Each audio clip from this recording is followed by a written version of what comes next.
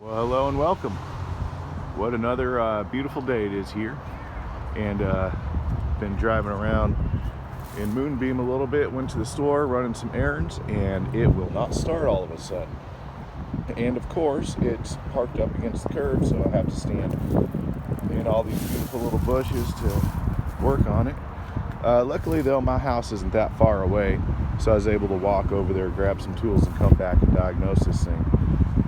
And basically I just want to run through some diagnosing steps. I'm pretty sure I know what the problem is. I'm pretty sure it's not spark, but I'm going to go through a couple other things too. And I haven't seen really any good videos on that Duraspark thing right there on how to troubleshoot them or not on these old Fords. And before I got into Fords, I haven't been into Fords that long. I'm a Dodge and Chevy guy. But when I got into them, one of my first Fords had spark problems, and I could not figure out, and I could not find any material to help me figure out what was going on with that spark thing. So this is kind of just a quick diagnostic guide basically on how to test your spark. Let's see what we can do. Alright, so the first thing always is, does it have enough battery to start? This thing is spinning over real quick, and so it definitely has enough battery to start. If your battery's weak and it's just going it probably doesn't have enough battery to start. So we can forget about that. Let's move on to the next thing. So now that we know the battery's good and this thing is turning over just fine, there's basically just two things that would stop this from starting. One is spark, one is gas.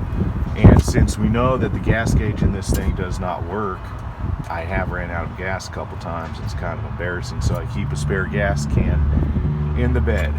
But basically the easiest way to do this is open up that choke, look down there, and just push on the throttle, and you should see a squirt of gas, just like that. So it is getting plenty of gas, so gas is not the problem. So when thinking about the components that cause spark on one of these old Fords, you have the battery that gives power to the ignition, which gives power to the Duraspark, which gives power to the coil, and then all the wires that run in between.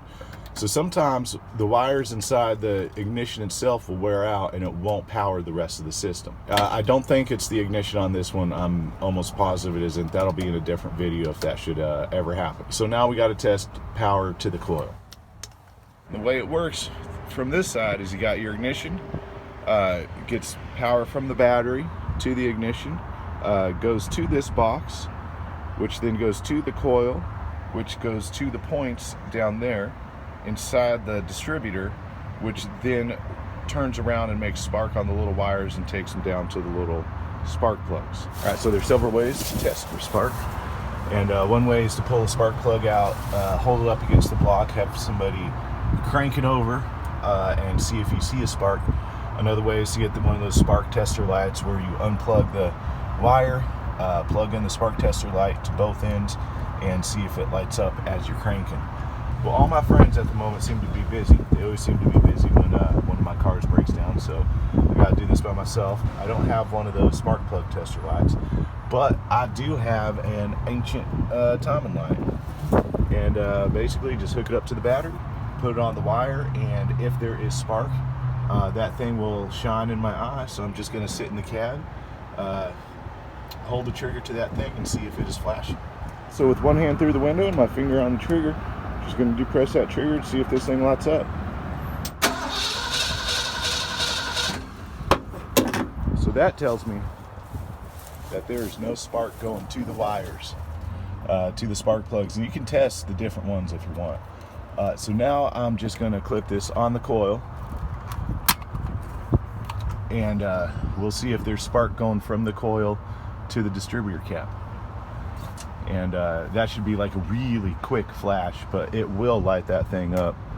Also, if you decide to test your spark this way, make sure you run the wires so they do not get entangled in the fan or the belt at all. That's a very expensive lesson that I may have learned. All right, pulling the trigger, turning the key on the coil wire.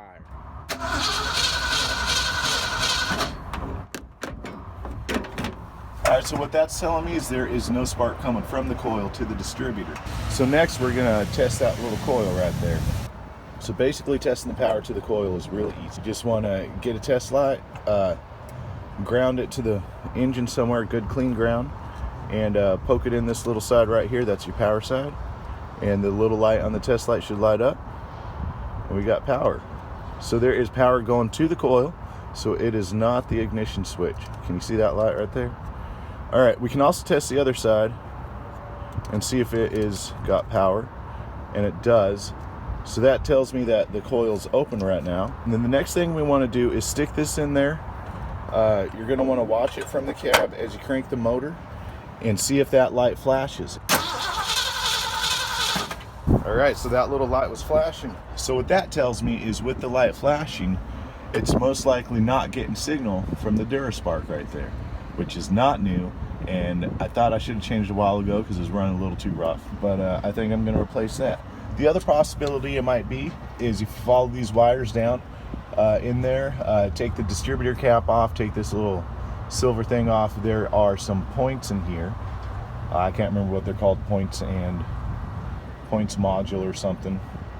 Anyway, I've already replaced that, and so I know it's not that, but that is the other possibility. If that light's not flashing, it could be the points or the Duraspark, or a wire between the two, which is always fun. You can also do the same test with the multimeter, which I left my leads at home. So we're just gonna have to use the test light. But basically, volts DC, black to ground, red to the same points. When you put it in there, should read 12 volts with the key on. With it cranking, it should flash 12 volts. It should be like 12, 12, 12, 12. And that tells you that the coil's good and everything else is good, and then you have to trace something else. Oh yeah, and that brings up the point. If the coil is showing 12 volts on this side, then it is probably the little condenser in here, and you want to replace that. All right, so let's replace that thing and see if we get some spark. You can also test the impedance or the impedance of the wires and the ground to this module. That stuff's pretty easy to find if you have a shop manual or something like that, but that's probably something for another day. Now, when you ever mess with the Duraspark, you gotta make sure to unplug the battery, because that can cause problems with the Duraspark if you unplug it and plug it in with the battery still attached.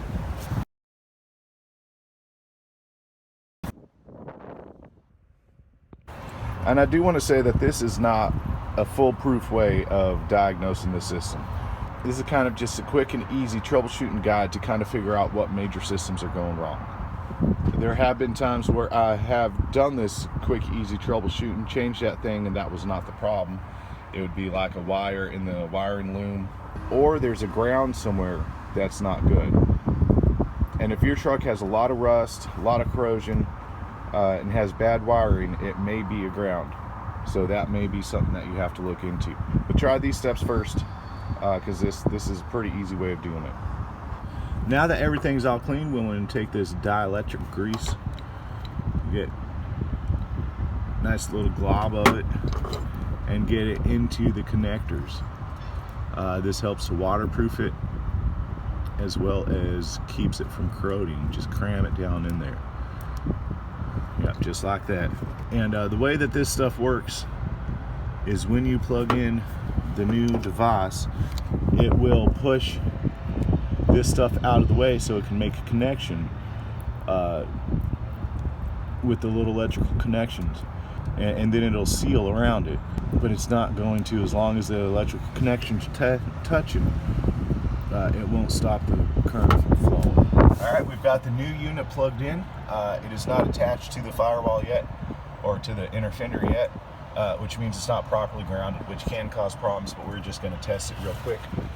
And I'm gonna undo the coil wire so I can show you what the timing light does when you're getting spark to this wire from the coil. All right, so hand on the ignition, pulling that trigger, watch for spark.